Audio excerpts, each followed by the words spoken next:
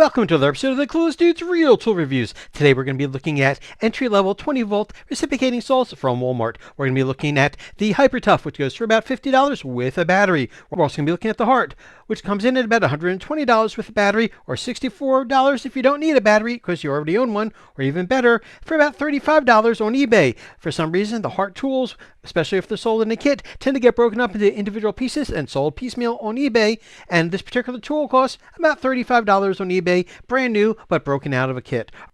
So what kind of testing am I going to do? It will be this. I've been cutting through a metal pipe. Then I'm going to cut through a 4x4 pressure treated wood. Then 4x4 pressure treated wood with screws in it. And then a 6 1/4 inch log with a demo blade. And then finally the impossible test. A 10-minute run with a totally dull blade to just see how well each of these reciprocating saws stand up to time and see if they overheat. Alright guys, let's get the testing going.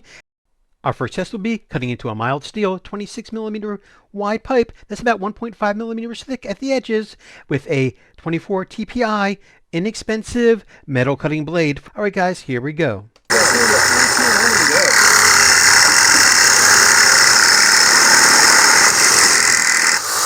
As you can see, neither saw had any issues going through that pipe. Alright, let's try something a little bit harder. This time, we're going to be going through a 4x4 piece of pressure-treated wood with a 6 teeth per inch blade, an inexpensive one from Walmart, and we'll see how well it does. Alright guys, here we go.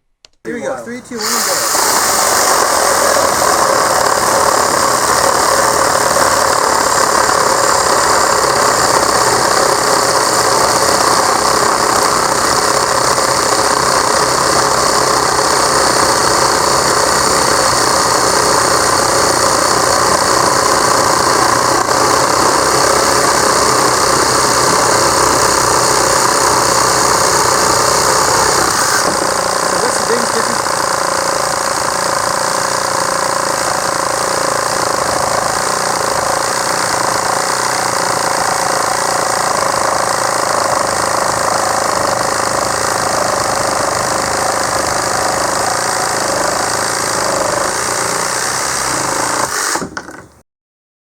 As you can see, both were able to complete the task, but the Hart did it much quicker, and also the Hyper Tough had a lot more vibrations. I can tell you from doing a few takes of this, by the third take of the Hyper Tough, my hands were starting to feel it and wish I was wearing gloves, whereas the Hart felt perfectly good.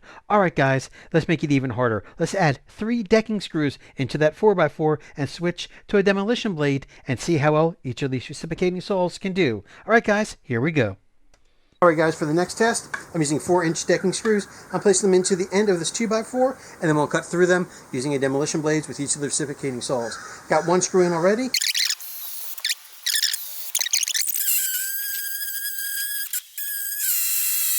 Alright guys, you can see there's now 3 decking screws in this 4x4. I'm going to try cutting through all 3 of them using a Milwaukee record blade, which is excellent for doing demolition work, such as cutting through nails and screws when you're taking things apart. Alright guys, let the testing begin. You can see here in the photo, there's 1, 2, 3. That's 1, 2, 3 screws inside the end of this 4x4. And I'm going to cut through it, and we'll see how it does. 3, 2, 1.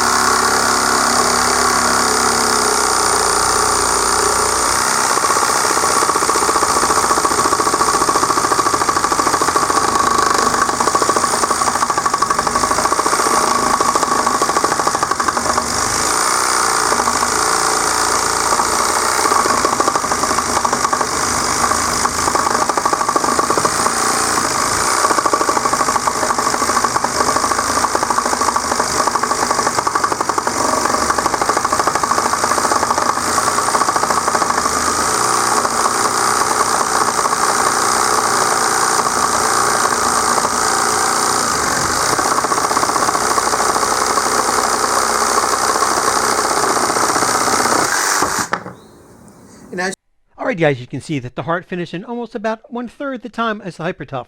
That is, very roughly, rounding here to make the numbers nice and easy, 30 seconds versus a minute and a half. Of course, I'm cheating a little bit there, but you get the idea, about 3 times faster. Does this mean that the Hypertough is no good? No, but it does mean you should consider how many nails and pieces of wood you got to cut through before you buy a tool. If you only got, let's say, a few things to cut through, let's say you've got a small section of fence or just a couple of pieces that you need to cut out, yeah, I mean, the Hypertough is probably good enough. Actually, I used Hypertough for about a year before I bought the Hart, and it was fine. It wasn't until I started doing larger projects that I realized it was kind of slow and overheated a little bit more easily. All right, guys, so that takes care of this testing. You can see where the tools are, make your own decisions. Let's go into something a little crazier. Let's go on to doing some stuff with logs.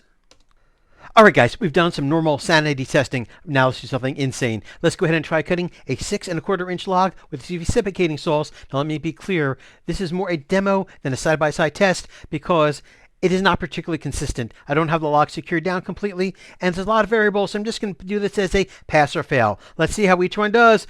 The reciprocating saws versus a 6 1/4 inch log. Here we go. Anyone's wondering how these reciprocating saws do against, let's say, a log? Well, here we have a log, and I'm going to give it a shot and we'll see how quickly it goes through. I'm using a demolition blade. Not ideal for cutting a lot of wood, but I like using this one because it's consistent. I've got lots of these blades and I can use them in all different tests and keep it consistent. All right, let's see how long it takes for this Hart to go through this log. 3, 2, 1, and go.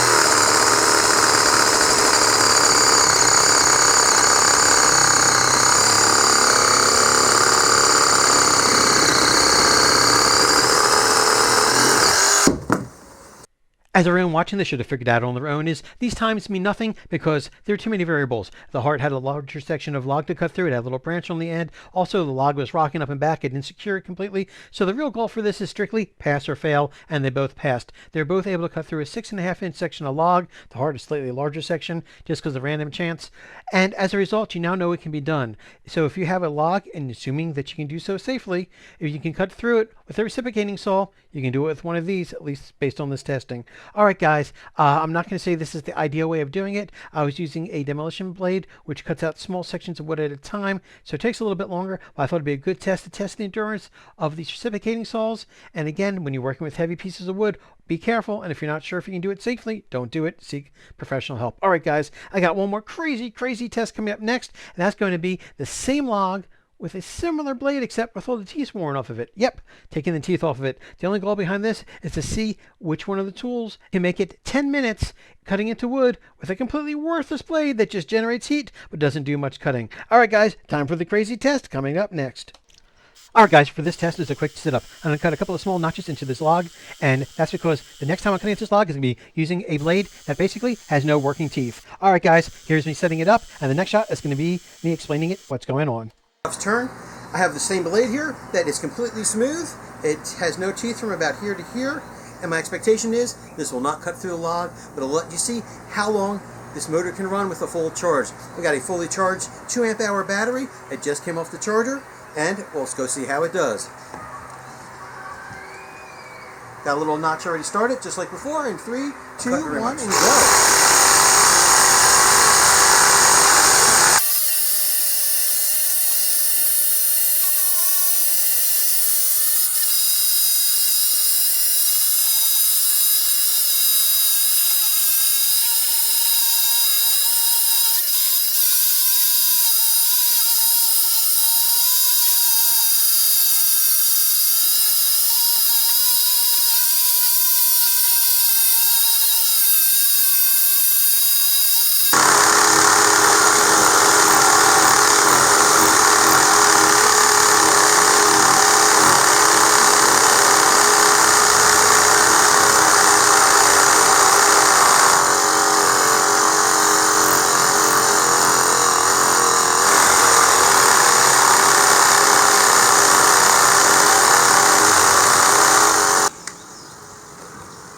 Alright guys, so it made it very roughly 6.5 minutes or 6 minutes. I'll check in on the playback.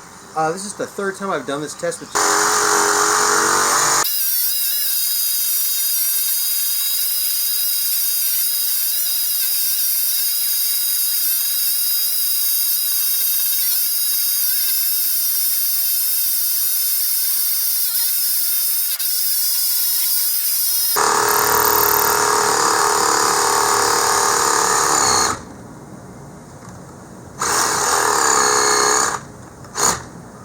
Alright guys, this made it approximately 10 minutes.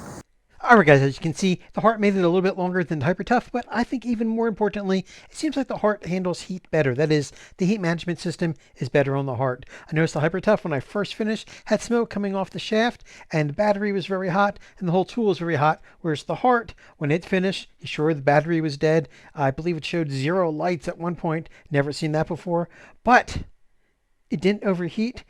Alright guys, up next is going to be my conclusion of these 2 reciprocating saws. I will make a quick note here. What a lot of people don't know about YouTube is, without 1,000 subscribers, I don't get paid. In other words, all the ad revenue you've been seeing from the advertisements you've been viewing won't come to me until I hit the 1,000 subscriber mark. So please, take a moment if you appreciate this testing and hit subscribe. Alright guys, time for the conclusion. So what's my conclusion between the Hyper Tough and the Hart? Well, it's simply this. Both of them are good for the price point. At $49 with a battery, the Hyper Tough is fine for small projects. It's able to run for several minutes at a time without overheating. However, if you're going to have a lot of really long cuts where you need to use it continuously without breaks between cuts, you may want to consider the Hart. $420 with the battery. It seems to be a better saw in the following ways. 1, it seems to handle continuous running better. That is, better heat management. 2, it's got a little bit more power. I've noticed, especially when cutting through the decking screws, the Hart was definitely easier to use and cut right through a lot faster. And lastly, it had, at least based on perception, it had less vibration. That is, my hands weren't as numb from running the Hart. The Hyper Tough, if you're doing small jobs, is fine. In fact, I used this Hyper Tough again for about a year before I bought the Hart, and I mainly did small projects with it. Had to cut a few pieces of wood. I had an awkward angle where I couldn't get a circular saw in when I was doing some decking work, and it worked fine for that. Had to cut out some fence posts, that is, squeeze between the fence post and the support beam to cut out the nails to cut it out, and those were these old-fashioned galvanized ones from the 1980s that are almost impossible to cut, and it went right through them without a problem. But then I started doing larger projects where I had to run the saw for like 7 or 8 minutes at a time, and I was using up the battery pretty quick, and it was also getting really warm, and that's part of the reason why I got the Hart. But again, that's only because I switched to larger projects and it was actually helping a buddy do some real work. And to be really honest with you, the Hyper Tough was good enough until I did that, and then the Hart kicked in. So the biggest difference between the two, if you said to me, Clues Dude, which one should I get, the Hyper Tough or the Hart? I'd say look at 2 things. One is, what size projects do you have? And if you just have the occasional quick and dirty cut, the Hyper Tough is fine. And the second thing I would look at is the entire tool line. And this is true not just for Hyper Tough and Hart, but whether you're looking at Ryobi, Husky, or if you go to Harbor Freight, the Bauer line, before you buy your first 20-volt battery-operated tool, regardless of what line you're looking at, look at all of the tools in that line and ask yourself the following questions. Do they have all the tools that I need in the 20-volt line that takes a compatible battery, such that once I get my first set of batteries, will I be able to use those same batteries on tools I'm going to buy in the future? So in other words, even if you're just buying your first tool today in the 20-volt line, but you know you're going to buy some 6 months from now, go ahead and look at those other tools you're going to buy 6 months from now, and at least look at the price and see if the line you're going into has the tools you want at the price you want. And if so, ask yourself the other question is it important for you that the batteries be compatible, that is, interchangeable between tools? And if so, think about that before you buy your first 20-volt tool. Look at the entire line and say, does this line have everything I want? In some cases, it might be really important to you to make sure those batteries are compatible. In other cases, you might not care.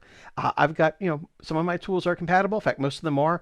I've started to more or less just go with Hart at this point, because it seems to have a good mix of quality and price. And also within the Hart line, I can choose between, let's say, this entry-level reciprocating saw, but let's say I needed something that was better, which I don't, but if I did, they also sell a much more expensive version of this reciprocating saw that is brushless, that is going to have more power and more runtime. And if I was actually using this on a regular basis, I would go ahead and get that. In fact, I did get the brushless models for the impact driver and drill because I use them quite a bit. So for me, I decided to go with Hart. I know a lot of people go with Bauer. They like it because it's got a wide selection. And same thing with Ryobi, is it's got quite the selection. So my suggestion is just this. Look at the entire line, look at all the tools that you're going to buy in the future, and then decide which brand is right for you. And it's, for me, it was also important that for a given tool, that it becomes in both an entry level, such as a brush motor, and a more advanced, let's say brushless motor, within a given line, so that I can pick and choose which tools I want to get cheap and which ones I want to get more expensive, but still have interchangeable batteries. All right, guys, I hope this helped. If you enjoy this content, I pay for this out of my own pocket. A lot of people don't know this. Without 1,000 subscribers, YouTube will not pay me. And so I'm just paying for this out of pocket as a retirement hobby. I'm recovering from some injuries. I'm actually doing much, much better now. So I'm just doing this just for fun. I'm not looking to make a profit, but boy, I would like to at least break even. So if you hit that subscribe key, it won't cost you anything, but at least when I hit the 1,000 subscriber mark, YouTube will pay me for the views. All right, guys, I really hope this helped and gave you an idea if these tools are right for you, or even just as importantly, perhaps these tools aren't right for you. And if you determine that from this demo, then I still feel good like I've helped you out. All right, guys, have a great day. And again, thank you so much for your time. Bye-bye.